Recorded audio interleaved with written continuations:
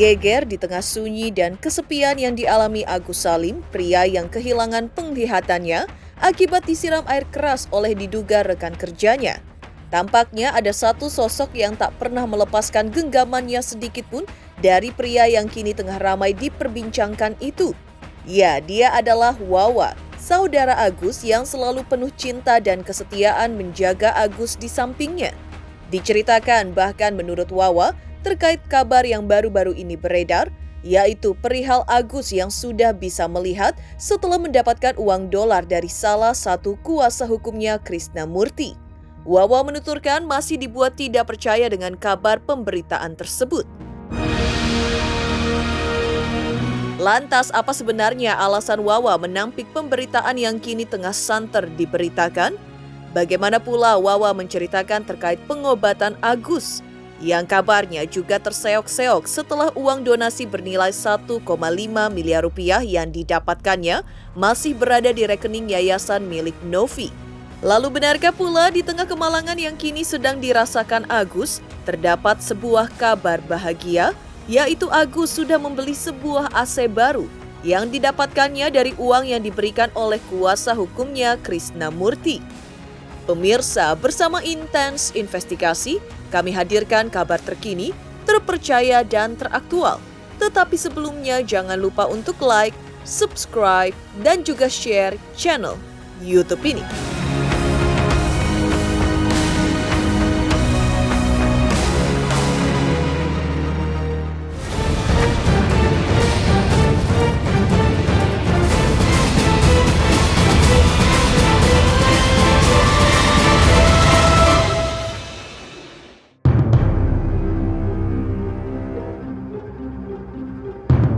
Ya, masih melanjutkan kabar terkait Agus Salim, seorang pria korban penyiraman air keras diduga dilakukan oleh rekan kerjanya, seolah selalu berdiri di garda terdepan bagi Agus di tengah semua masalah yang dihadapinya, bukan tanpa sebab.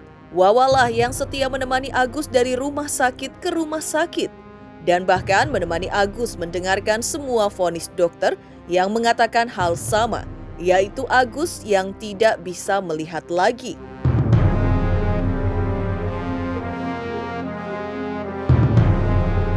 Wawa pun menanggapi kabar yang kini tengah beredar, yaitu Agus dikabarkan sudah bisa melihat dan merespon warna-warna yang diberikan.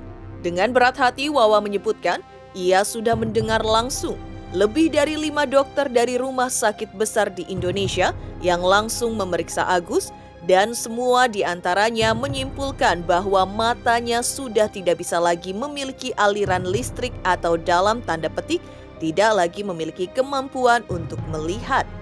Maka dari itu, Wawa dalam menghadapi pemberitaan ini pun dengan santai menanggapinya, yaitu jika ada sebuah mujizat yang datang untuk Agus bisa melihat kembali, ia menginginkan bila hal itu benar kejadian.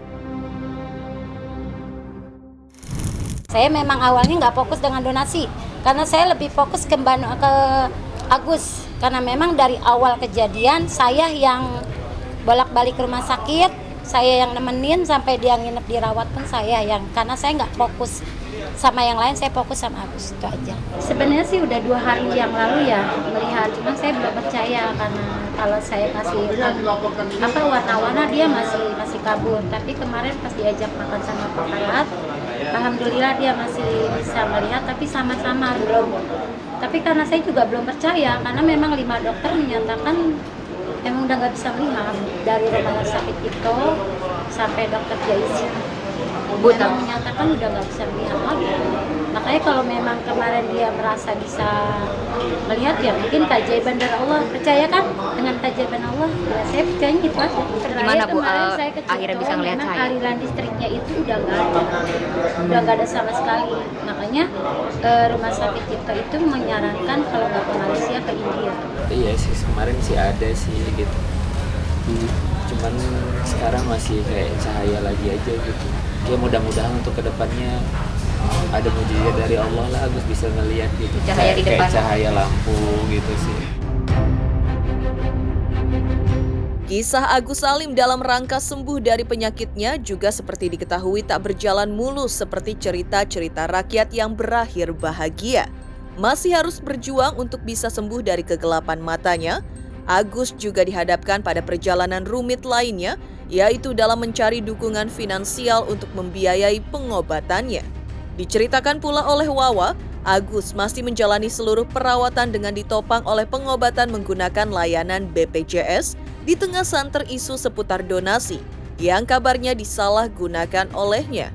Meski begitu, ia juga tak menampik adanya bantuan yang datang dari Novi, sang penggagas donasi ini, yang dipergunakannya untuk beberapa kebutuhannya sehari-hari atau juga pengobatan lanjutan untuk Agus. Untuk operasionalnya Agus sekarang pakai dana dari mana, Bu? Kan uangnya udah di Novi. Uang yang saya kembalikan untuk transportasi dan keperluan Mas Agus, yang dikembalikan ke anak saya. Belum, karena kita masih menggunakan uang tersisa untuk transportasi. Untuk sekarang, karena kan memang kita kalau ada cash ya kita cash, kalau lagi enggak ya kita ambil BPJS. Selagi BPJS masih bisa digunakan. Tergantung sih yang namanya Grab ya ada yang 100, tapi kan kalau PP aja kalau 200 lah bisa jadi PP. Pakai BPJS ya, karena kita memang dari awal donasi kita kan belum dapat donasi. Waktu dia Mas Agus itu berobat, kita belum pakai donasi. Belum dapat donasi, maksudnya dari awal Mas Agus berobat kita memang pakai BPJS karena memang belum dapat donasi. Jadi kita tapi kita belum pakai uang yang 1,3 dari miliar, tapi kita pakai uang dari Mbak Novi yang dari yayasan, ada sekitar 32 juta sama yang cash 13 juta. Kita masih menggunakan uang dari Mbak Novi untuk transportasi, untuk makanan Mas Agus, untuk keperluan Mas Agus. Agus Salim yang saat ini masih terus berjuang untuk mencari kesembuhannya, diceritakan juga oleh Wawa, tidak hanya melawan kebutaan yang ia derita, tetapi juga karena infeksi paru-paru yang semakin memperberat kondisinya. Wawa yang selama ini setia mendampingi Agus pun mengungkapkan bahwa kemungkinan dalam waktu dekat perawatan ini pun akan dilakukan, yaitu dengan mendatangi ke dokter bedah kulit, dan tujuannya adalah satu, yaitu menyembuhkan masalah pada paru-paru akibat infeksi tuberkulosis atau TB yang menyerangnya sejak insiden ini terjadi. Seperti diceritakan pula sebelumnya, di mana bantuan dari Novi sangat membantu mereka. Namun sebagai satu-satunya saudara yang mengurus Agus dan keluarganya, Wawa juga ingin memastikan bahwa mereka semua terpenuhi, termasuk untuk makan yang semuanya masih menggunakan kocek pribadinya. Besok kalau nggak salah kita akan ke bagian bedah kulit ya, karena kan lagi di paru-parunya dulu, lagi fokus ke paru-paru karena dia terinfeksi TB. Saya nggak pernah tahu kalau masalah uang karena saya nggak megang uangnya, yang megang Mas Agus. Berarti dari Pak Agus sendiri Ibu gunakan ya untuk hari itu aja gitu ya? Iya, kalau untuk makan apa Mas Agus saya yang tanggung. Kalau untuk makan, untuk kedua orang tuanya juga untuk. Sementara itu di tengah berbagai dukungan yang datang, ada satu bantuan khusus yang memberikan kenyamanan lebih bagi Agus di masa pemulihan. Seperti diceritakan pula di mana sebelumnya mendapatkan sejumlah bantuan berupa mata uang dolar Amerika Serikat dari kuasa hukumnya Krisnamurti yang juga merupakan rekan dari kuasa hukumnya yang lain yaitu Farhad Abbas. Diberikan sejumlah uang yang jika dirupiahkan kabarnya berjumlah sekitar 10 juta rupiah itu, Agus dan Wawa memastikan AC telah dibeli dan akan sudah dipasang rapi di kamar Agus. Keberadaan AC itu pun membuat Agus merasa lebih tenang dan dapat tidur dengan lebih pulas, sesuatu yang sangat dibutuhkan dalam proses pemulihannya yang panjang. Namun, Wawa juga menegaskan pentingnya transparansi dalam penggunaan dana ini. Ia menyatakan bahwa pembelian AC ini bukan berasal dari uang donasi publik atau bantuan dari Yayasan Novi, melainkan murni pemberian dari Krisnamurti. Ini Agus biar tidurnya enak Gus, beli AC Gus, nih saya kasih. Itu AC, berarti coba itu Gus. ikhlas nih, terima Gus. Wah, aslinya ini bisa beli 20 biji nih kalau gini. Viral nggak nanti? Bukan buat Agus. Ini bukan dari uang Novi. Udah dipasangkan, seneng banget sih sebenarnya, seneng banget sih sayanya. Terima kasih juga buat Pak Krisnamurti yang awalnya saya pakai kipas, sekarang udah pakai AC. Iya. Mantap. Tidur nih lebih nyenyak jadi ntar malam nih. Awalnya sih dari Pak Farhad ngeliat keadaan kita, terus mungkin Pak Farhadnya cerita, jadi Pak Krisnamurtinya udah beli langsung aja katanya gitu sih, gitu. Dikasih Inisiatif. berapa? Dikasih berapa sih nominal uangnya? Hah? Cukup. Namanya cukup lah buat beli AC. Kita ada itu ya, ada pemberian uang dari Pak Krisna Mukti ya, sebesar 10 juta untuk pemasangan AC. Jadi kita bukan gunakan dari uang donasi. Pak Krisna sendiri yang membelikan berbentuk dolar untuk membeli AC di rumah biar Agus nyaman katanya. Sudah sebeli, kita udah pemasangan hari ini. Takutnya nanti pemberitaan donasi dari donasi, padahal donasi kita udah nggak pegang sama sekali. AC-nya yang biasa, yang penting dingin. Di sisi lain, di tengah bantuan Wawa yang tak terhingga untuk Agus di hari yang sama juga menjalani pemeriksaan terkait pelaporan yang dilayangkannya untuk Novi. Seperti apa jalannya pemeriksaan? Pemirsa Intens Investigasi, jangan lupa saksikan terus Intens Investigasi setiap hari Senin sampai dengan Jumat, tayang 5 kali sehari dan Sabtu tayang 3 kali sehari, yaitu pada pukul 11 siang, 12 siang, 3 sore, 5 sore dan 6 sore, tentunya hanya di YouTube channel. Dan pastikan jangan lupa untuk like, subscribe, share, dan juga komen channel Intens Investigasi. Selamat untuk Intens Investigasi karena sudah mencapai 3 juta subscribers di YouTube. Sukses selalu and all the best!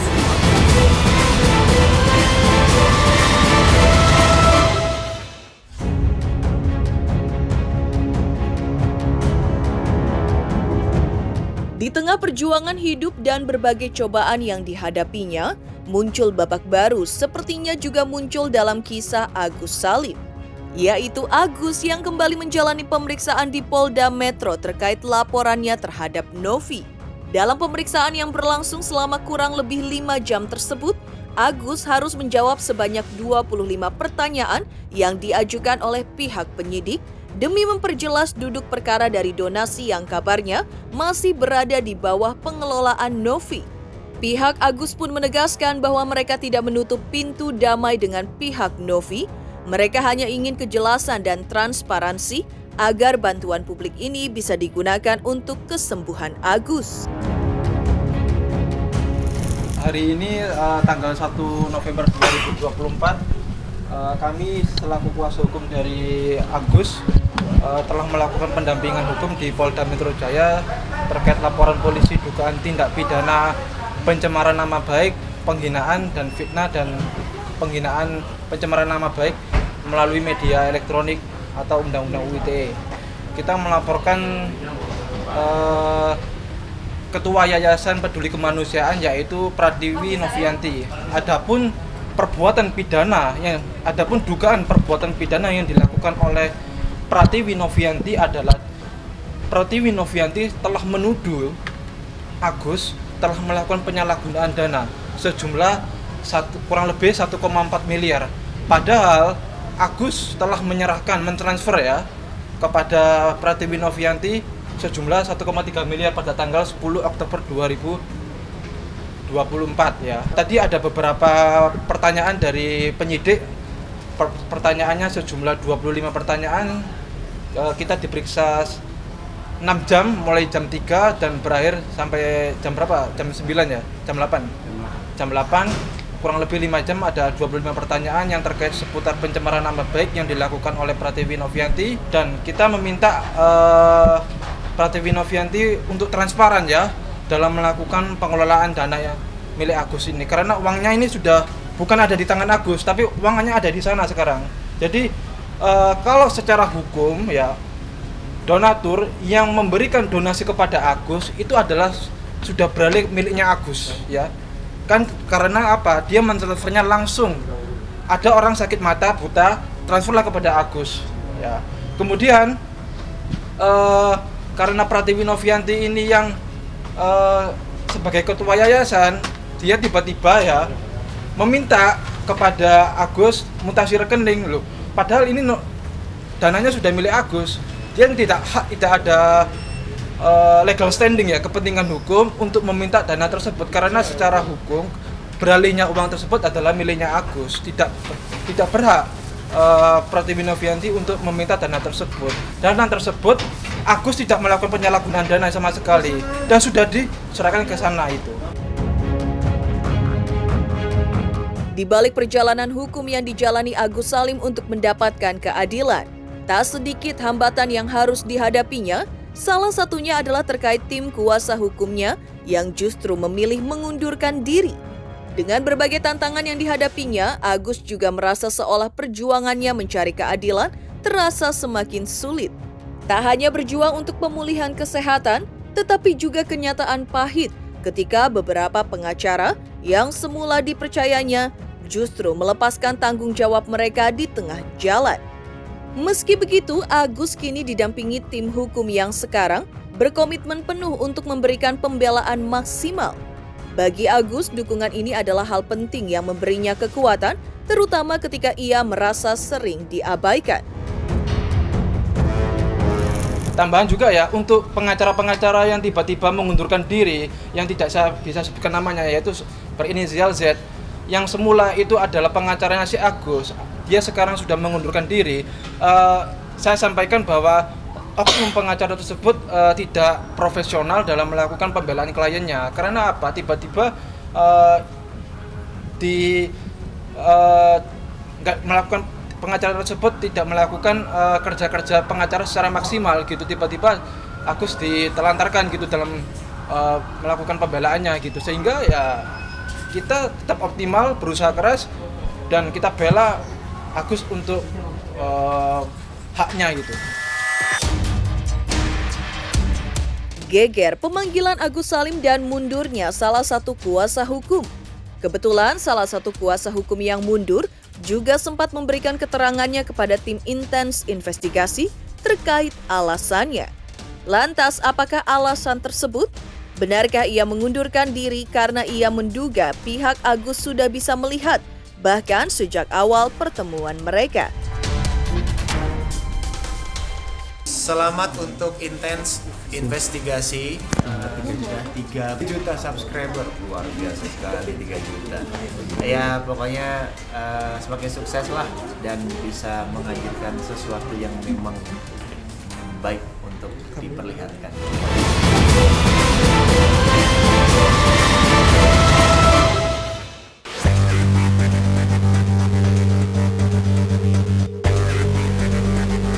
Di tengah perjalanan kasus ini, memang agaknya muncul perspektif lain dari Jainuddin, mantan kuasa hukum Agus Salim, yang kebetulan bersedia membeberkan alasannya untuk mundur kepada tim intens investigasi.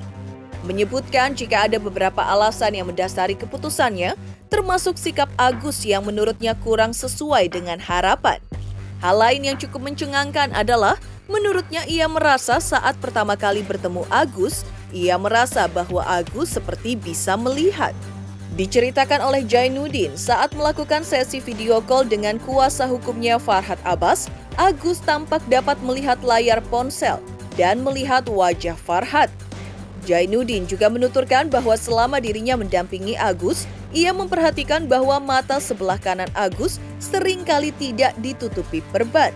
Menurutnya hal ini bisa jadi indikasi bahwa Agus mungkin sudah bisa melihat meski belum ada bukti medis yang mendukung asumsinya tersebut.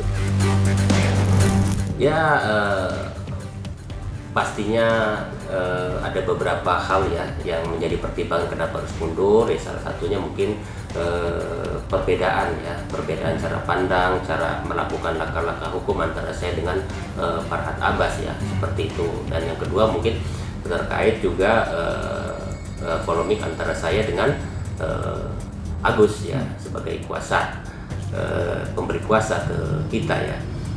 Ya, terkait perbedaan dengan Farhad Abbas ini memang itu sudah terjadi sejak awal ya. Kalau Agus ya kemarin sempat viral, katanya Agus bisa melihat. Kalau saya ya menduga Agus itu sudah bisa melihat sejak saya ketemu dia. Kenapa begitu? Pada saat dia video call dengan Pak Tabas itu pakai telepon saya. Jadi dia sempat memperhatikan, melihat dengan dekat Pak Tabas. Di situ saya pastikan dia bisa melihat walaupun masih samar-samar kan, seperti itu gitu loh.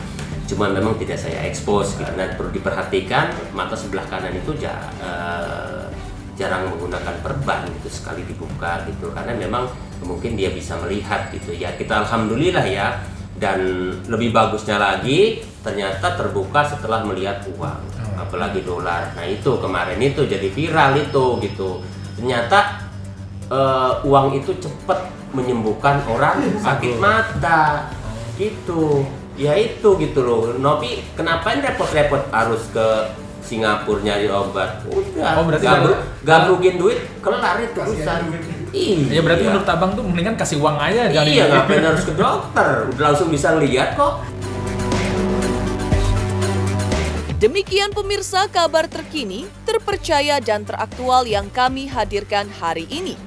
Saksikan terus Intens Investigasi setiap hari Senin sampai dengan Jumat, tayang 5 kali sehari. Pada Sabtu tayang 3 kali sehari, yaitu pada pukul 11 siang, 12 siang, 3 sore, 5 sore, dan 6 sore, tentunya hanya di YouTube channel.